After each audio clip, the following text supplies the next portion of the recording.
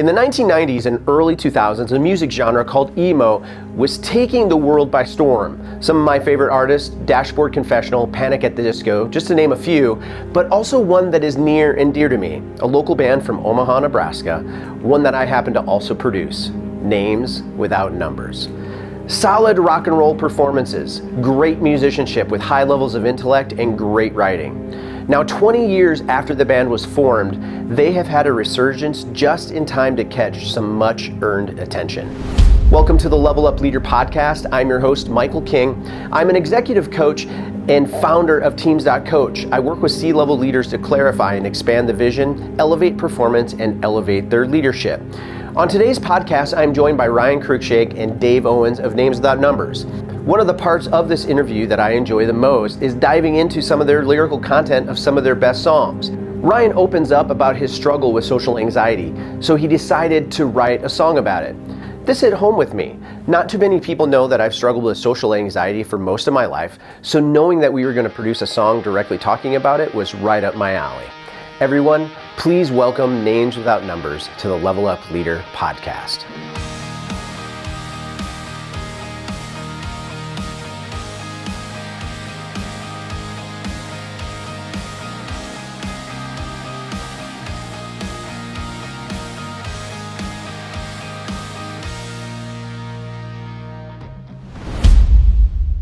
Ryan Cruikshank, Dave Owens of Names Without Numbers. Welcome to the Level Up Leader podcast.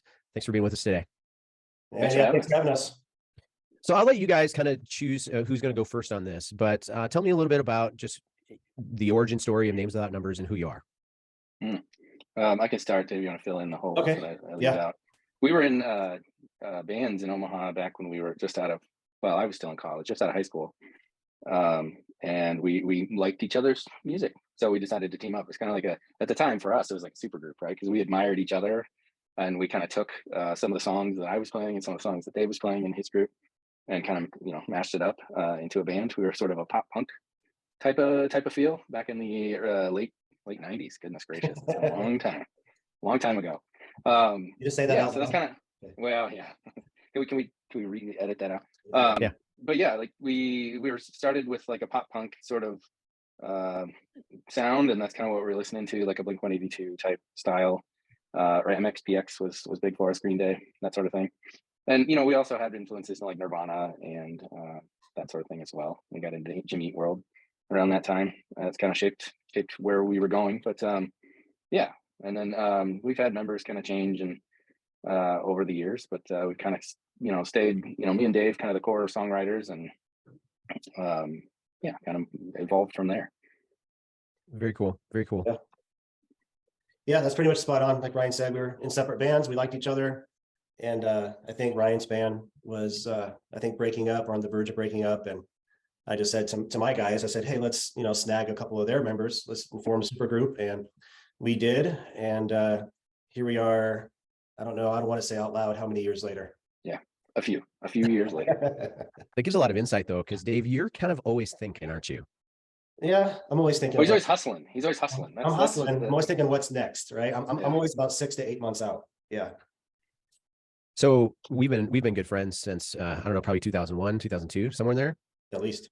Yeah. Yeah. And so 20 years plus.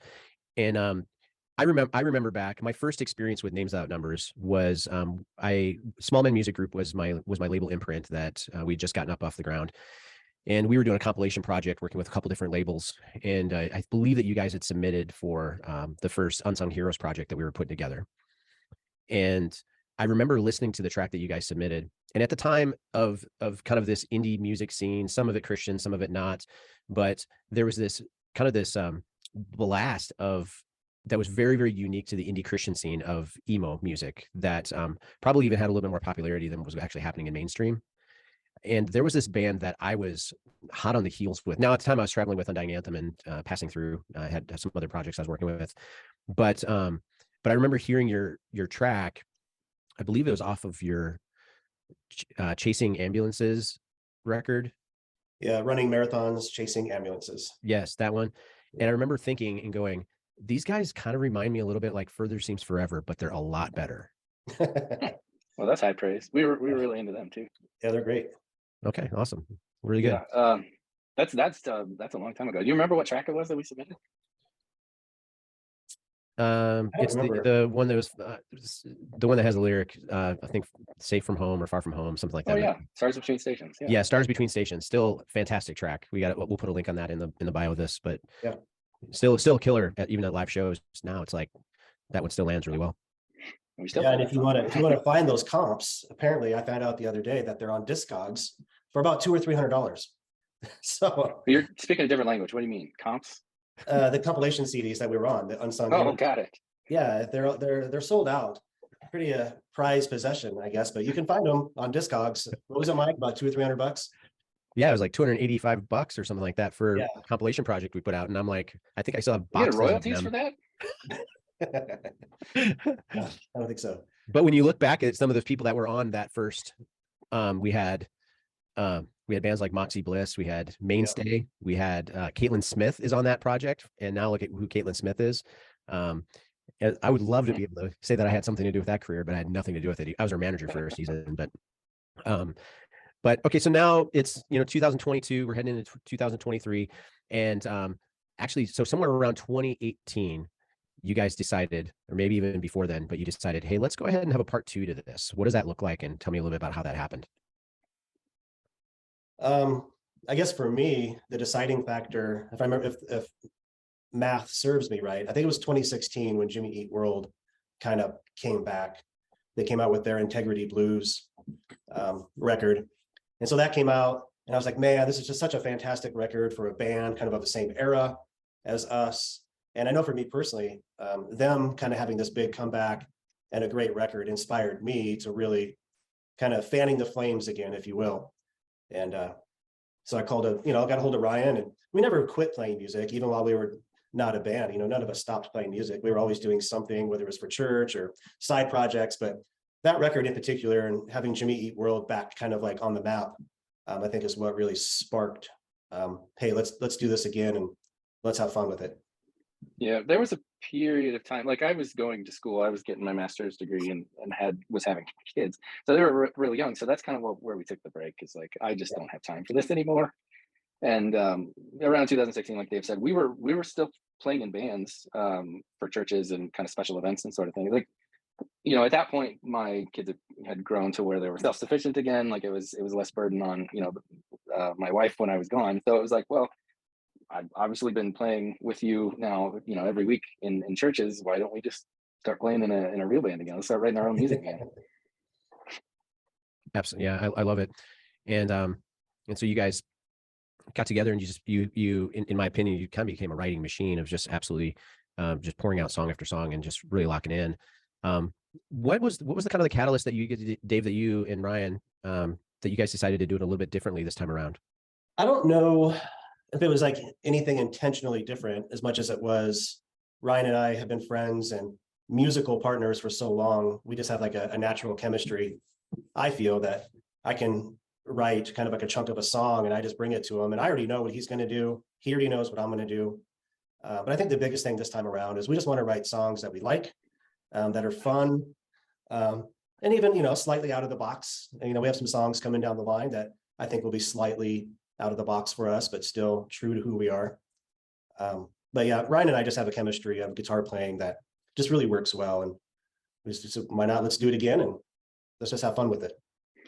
Yeah, it's a lot of, like Dave said, it's just making ourselves happy. It really is. Like, what do I need to be signed to a label, or to, I don't know, what do I have to accomplish, right? Like, for me, this is all about just enjoying it, enjoying the moment, enjoying what we're doing, making things that make us happy. And if other people like it, because if we like it, like, there's probably some other people who are gonna like it as well.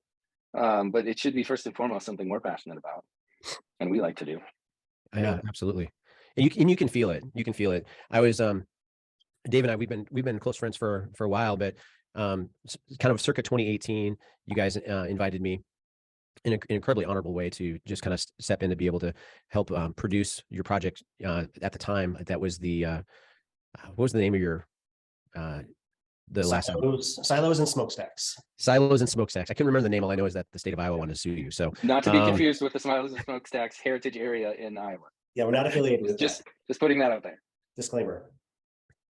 So, so I hop in, I've produced quite a few artists and have worked with them in just different ways. The things that I absolutely love about working with you, well, beyond just friendship, but I love the fact that it almost feels like I'm conducting an orchestra because the level of excellence and the level of just absolute precision and passion that the guys bring to the table. So, I mean, when you're talking about Jay Blaney, he could be probably one of the most like underestimated killer drummers within the region, and he's just absolutely flawless.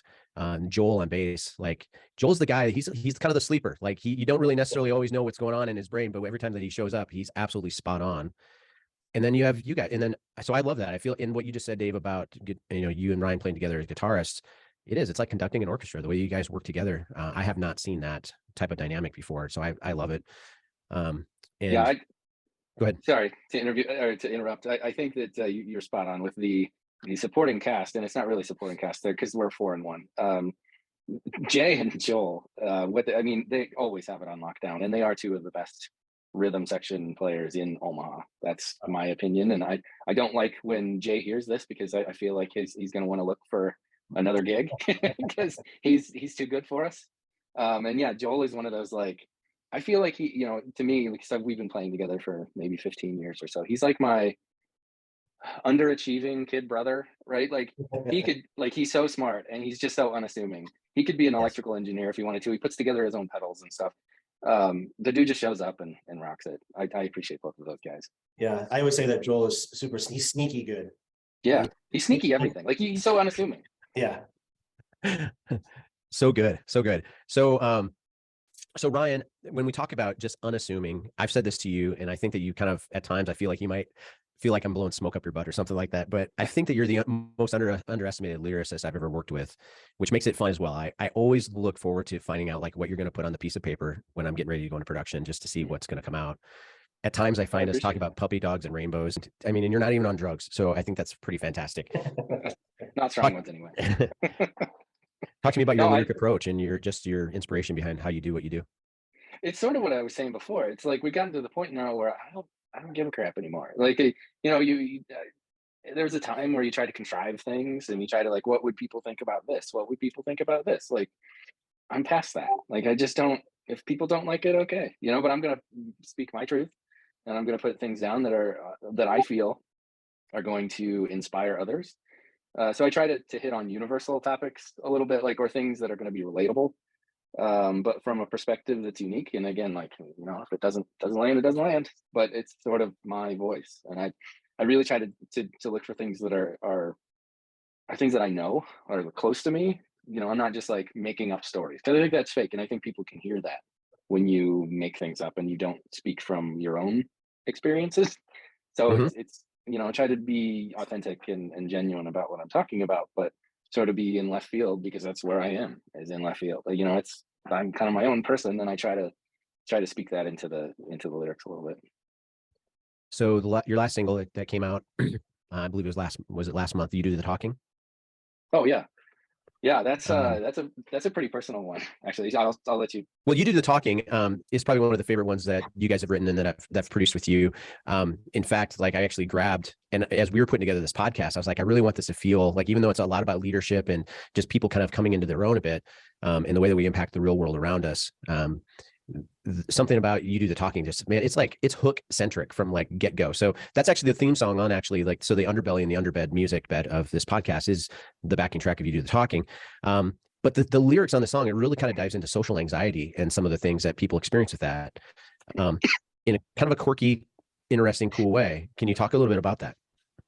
Yeah, I mean, it's a very personal song. Like I said, I've tried to be like, okay, these are my problems and I know these things the best. And I think some of them are universal, right? A lot of people deal with that, and a lot of people they don't talk about it, right? Like, I never have talked about it until just started recently. Like, okay, yeah, I have stage fright, which people are like, what? You get up and sing and you're on stage and you're in front of people and speaking your voice. And I'm like, yeah, that takes a lot. Like, that's not something that's natural for me. Like, I get stage fright, I get social anxiety. Like, being in a room with a lot of people makes me really nervous, and I like to be a wallflower.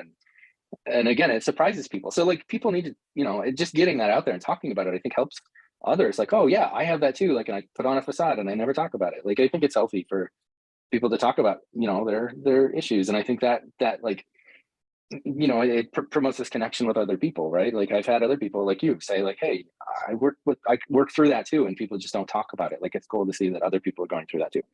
Anyway, yeah. So that's kind of my experience. Is like, I get really nervous and you do the talking. Is like, I kind of wrote it with, Dave in mind. Like we go into a lot of places and he's the confident one that like does all the working the wheels and spinning the things and, getting things logistically in place for our shows and for things when we go into a situation and have to play.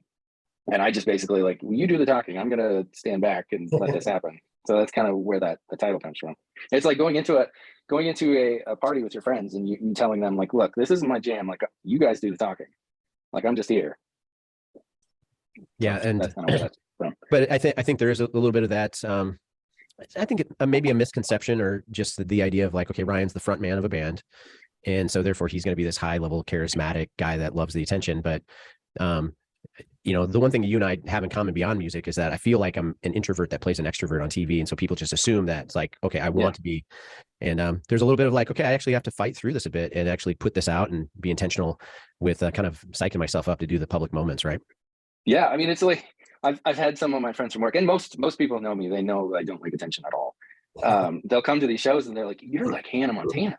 Like you're all professional during the day and all of a sudden like you got this alter ego and you're just like, on stage. It's crazy. I've always said that about Ryan. He's just like Hannah Montana. It'll catch on. We have to get you a Hannah Montana t-shirt. Yeah. I need my own Disney show. We need a TV show. Yes. Fantastic. So lots of really cool things in place. If people haven't checked out the Silos and Smokestacks album, I highly encourage it. Still, I was actually driving home from a road trip a couple weeks ago, and it popped up on my Apple Music as like one of my things to listen to. And I was like, I re-listened to that whole thing over a couple times through, and talking about just consistency of craft and songwriting. It still holds up, and so I just want to congratulate you guys on just really finding your true north and sticking to it and becoming really, really, really good at what you do. Dave, I want to talk to you here in a minute about Florida, your next single that you're dropping. But before we do that, Indie Vision Music put out an article on December 16th.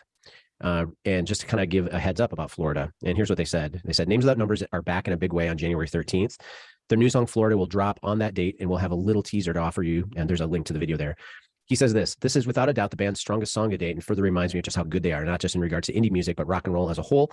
There's a whole lot of content floating around out there, passing off as a legitimate music, but really lacks the meat and substance. This is not just a good song. This is much more than great and rides closer to spectacular. Independent music has a heart, and that heart beating you feel in the chest is the band's Names Without Numbers drawing you in, and it all goes down on January 13th. So how do you feel about that? Yeah, I mean, those are strong, kind words. And sometimes it's, I'm not sure how to react. I always say, like, I'm our biggest fan by far. I love everything we do. But this new material is definitely, not to sound cliche, but it's definitely our best material. And it's more mature, with Ryan's lyric writing. It's super smart and witty and relatable. But the music, is on point. And, we're just super excited to get it out and let people hear it. And I'm just glad people like it. Like Brandon, running Indie Vision Music for so long. He has a pretty special voice and a place in the indie music scene. And man, we appreciate any positive press that we get for sure. Yeah. And I kind of wanted to get you guys on this, so this will be dropping the first week of January. And, so we'll have plenty of time to kind of push this out so people kind of hear your guys' why a bit. I've always felt this way about Names Without Numbers, is that sometimes the city and sometimes the local music scene can hold back original music. And I know that there's other cities to where original music really seems to be kind of like a key identifier of the city culture. How do you guys find yourself in the place of like a city like Omaha and trying to be an original band amongst kind of like a music city scene, in my opinion, kind of really thrives on cover bands? Good question. Well, funny thing is, we have a little cover band side project, but so we also are a cover band, yeah. Yeah, we dabble in the cover band world slightly, because honestly, that's where the money's at. So, for us to make a couple grand and play for 3 or 4 hours, that helps us fund writing new material as Names Without Numbers. So getting ahead with original music, I think we're doing a lot better now than we did back in the day when we were like an active, fresh band, through the early 2000s. Maybe I embellish my memories, but I remember us like actually having a conversation as a band of, hey, maybe we should relocate to Minneapolis. And if you remember, do you remember that, Ryan? Is that right?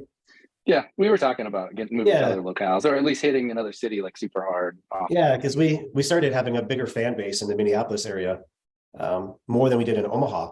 And so I remember having these loose conversations with girlfriends and wives, becoming wives at the time of like, hey, maybe we'll just move to Minneapolis because we do really well there and we go there. We're there like every 2 months. We're just there all the time. But now, as far as like, fast forward to now and the local scene and names specifically, I think we're picking up steam, people are starting to notice more, but it's still slow. The Omaha Entertainment and Arts Awards, that helps a lot. We've been nominated, as one of the best rock bands in Omaha for, is it 4 years now? 4 years in a row? Yeah. I mean, it's all great. Like, I love it's great that like I love that we're making connection with other people, right? Yeah. I feel like it's good that we're getting some traction and the people like it. Yeah. But that's like I was saying before, for me, that's not the point. Like the point is we're having a great time and we're writing stuff that we love. And it's going to be a lasting memory, right? Like for us, 20, 30, 40 years, and we maybe still be playing 40 years from now, to like look back and like have this thing. Like we've got this album of songs that like back 40 years ago we created, and our kids can look at that and have like, oh, this is something, it's a lasting legacy, right? I think that's cool. And that's why I do it. I think that's great. Like the accolades and people liking it. I do feel like there are more people that I respect that respect us now than we ever have before. And that's awesome. But that's just gravy on top. Yeah. So good. So good. Talk to me a little bit about Florida. It's coming out on January 13th. Friday the 13th. Easy to remember. Remember, Friday the 13th, January 2023, Florida. Worldwide release via Small Man Music. Dave's hustling. He's streaming everywhere. But prior to that, 1 week earlier, January the 6th, Indie Vision Music will have the exclusive release of the lyric video. So lyric video only, and getting an exclusive release January the 6th. But yeah, super stoked about the song. It's fast, it's fun. It's going to be fun to sing along to. It's got great lyrics. And it's about living in the moment, being present, just learning to be okay with the way things are, because you don't have control over anything. I mean, honestly, like, do you think about the things that you have control over? It's very, very small. So this song is just about being okay with that. Like, things are going to happen and you won't like a lot of it, but you can't control it. So why try to fight it? Why try, just be okay with it. Yeah. So that's what it's about. And the name is sort of a dad joke for me because it's Florida. It's riding the flow rida. Which, yes, I giggle every time. Like, yeah. See what I did there? I see what you did there. So good.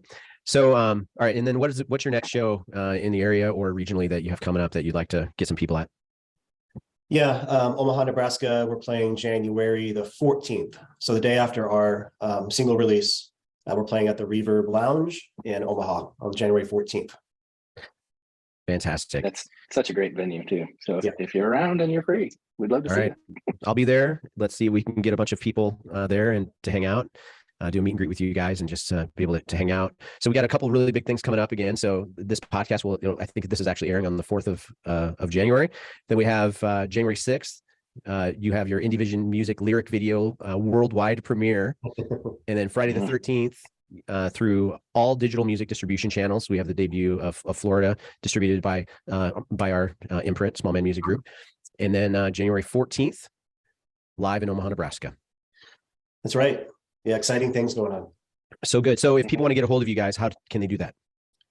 Again, all social media, Facebook, Instagram, nameswithoutnumbers.com. Check us out, Apple Music, Spotify, Amazon, wherever you listen to music, we're there. And you can find us and you can check out music and merchandise and Bandcamp as well. So check us out. Do you still have a MySpace page? We have a MySpace page? I haven't looked recently. I'll ask Justin Timberlake because I think he owns that. Oh, hey, all right. Yeah, could be the new Twitter. Yeah. That's one thing we don't have. We don't have a Twitter. I don't have time for that. We have TikTok, but I don't use it, but we're there. I'm not very social. Awesome. I don't have any of the socials. Yeah. Ryan likes to stay off the grid. Yeah. I'm a man, we're living in the mountain in the woods. I say completely off the grid. It's so much more peaceful and stress-free that way.